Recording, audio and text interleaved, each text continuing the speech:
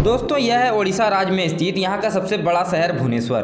प्रशासनिक रूप से यह शहर यहाँ के खोर्धा जिले में स्थित है और यह पूर्वी भारत का एक महत्वपूर्ण और सांस्कृतिक केंद्र भी है। ऐतिहासिक दृष्टि से भी यह शहर अत्यंत महत्वपूर्ण है और इसे द सिटी ऑफ टेम्पल के नाम से भी जाना जाता है, क्योंकि यहाँ पर 700 से भी अधिक प्राचीन मंदिरें मौजूद है जहाँ पर दर्शन के लिए देश विदेश से भी पर्यटक आते हैं। यह शहर ओडिशा राज्य की वर्तमान राजधानी है और इस नगर का इतिहास सदियों पुराना है, क्योंकि 3री शताब्दी ईसा पूर्व का कलिंग युद्ध यहीं पर हुआ था और इसी नगर में मौर्य साम्राज्य के सबसे शक्तिशाली शासक सम्राट अशोक कलिंग युद्ध में हुए रक्तपात से व्यतीत होकर बौद्ध धर्म की ओर अग्रसर हो गए थे। इस शहर में प्राचीन काल से लेकर हजारों वर्षों तक यहाँ पर बौद्ध धर्म और हिंदू धर्मों का बड़े पैमाने पर प्रचार प्रसार हुआ था। मौर्य साम्राज्य के पतन के बाद यहाँ पर महामेघवाहन वंश, चेदी वंश और खारवेल वंश के शासकों ने भी यहाँ पर शासन किया था। और आपकी जानकारी के लिए बता दें कि यहाँ के अधिकतर प्राचीन मंदिर 8वीं शताब्दी से लेकर 12वीं शताब्दी के दौरान केसरी वंश और भोई वंश के शासकों द्वारा निर्मित करवाया गया था। मध्ययुगीन भारत में भी यह शहर मुगलों के अधीन आया और 18वीं शताब्दी के आसपास यह क्षेत्र ब्रिटिश औपनिवेशिक शासन के अधीन बंगाल प्रेसिडेंसी और बाद में यह उड़ीसा प्रांत का हिस्सा बना। लेकिन ब्रिटिश शासित उड़ीसा प्रांत की राजधानी कटक थी,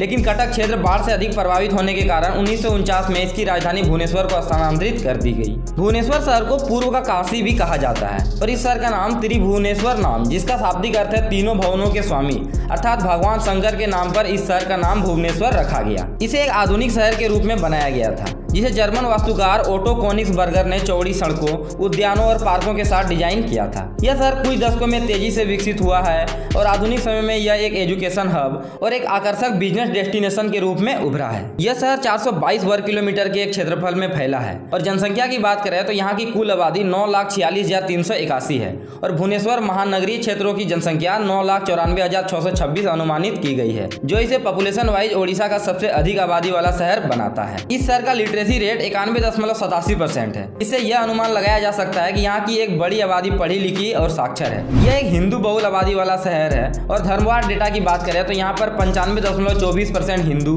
3.24% मुस्लिम, 0.92% क्रिश्चियन और 0.55% अन्य धर्म के लोग आते हैं। भुवनेश्वर की सड़कों पर OD02 और OD33 वाहन कोड वाली गाड़ियाँ चलती है और यहाँ की ऑफिशियल लैंग्वेज ओडिया है और यहाँ की आबादी में से अधिकतर लोग ओडिया भाषा बोलते हैं। आज के समय में यहाँ की economy primarily agriculture, industrial, IT sector और रियल एस्टेट के बिजनेस में टिकी हुई है। इस जिले में कई औद्योगिक स्टेट भी वर्क कर रहे हैं, जिनमें मैनचेस्टर इंडस्ट्रियल स्टेट और खुर्दा इंडस्ट्रियल स्टेट प्रमुख है। यहाँ इस जिले में कई विश्व स्तर के शिक्षण संस्थान भी शुरू किए गए हैं, जिनमें उत्कल विश्वविद्यालय, IIT, KIIT और IIIT प्रमुख है। भुवनेश्वर एक ऐसा शहर है जो अपने व्यावसायिक संरचना और आर्थिक विकास के लिए भी जाना जाता है। इस शहर का एक विविध व्यापार और आर्थिक पृष्ठभूमि है। यहाँ के इकोनॉमिकल इंफ्रास्ट्रक्चर में रेशम उत्पादन का भी एक महत्वपूर्ण योगदान है और व्यवसाय के लिए इस शहर में सूचना प्रौद्योगिकी, हस्तशिल्प उद्योग और IT सेक्टर्स बेस्ट ऑप्शन है। यह शहर रेल, रोड और हवाई तीनों माध्यमों से अच्छी तरह से जुड़ा हुआ है। रेल परिवहन में Bhubaneswar east coast railway division के अंतर्गत आता है और यह शहर हावड़ा चेन्नई मेन लाइन और खड़गपुर पूरी लाइन के बीच में आता है और यहाँ का नया भुवनेश्वर रेलवे स्टेशन भुवनेश्वर, मैनचेस्टर और वानी बिहार रेलवे जंक्शन प्रमुख है। सड़क परिवहन द्वारा यह शहर आसानी से पश्चिम बंगाल, झारखंड, आंध्र प्रदेश और छत्तीसगढ़ से जुड़ा हुआ है। इसके अलावा भी भुवनेश्वर NH5, NH203, NH27 और NH13 के सड़कों द्वारा अच्छी कनेक्टिविटी से भी जुड़ा हुआ है। वायु परिवहन में यहाँ का बीजू पटनायक अंतर्राष्ट्रीय हवाई अड्डा भुवनेश्वर का एकमात्र एयरपोर्ट है, जो शहर के दक्षिण में स्थित है और यह टर्मिनल प्रतिवर्ष 30 मिलियन यात्रियों को संभालने में भी सक्षम है। तो फिलहाल भुवनेश्वर सिटी के इस वीडियो में बस इतना ही। वीडियो अच्छी लगे तो कमेंट करके जरूर बताइएगा। Be safe and stay tune with travel with Chandan. जय हिंद, जय भारत।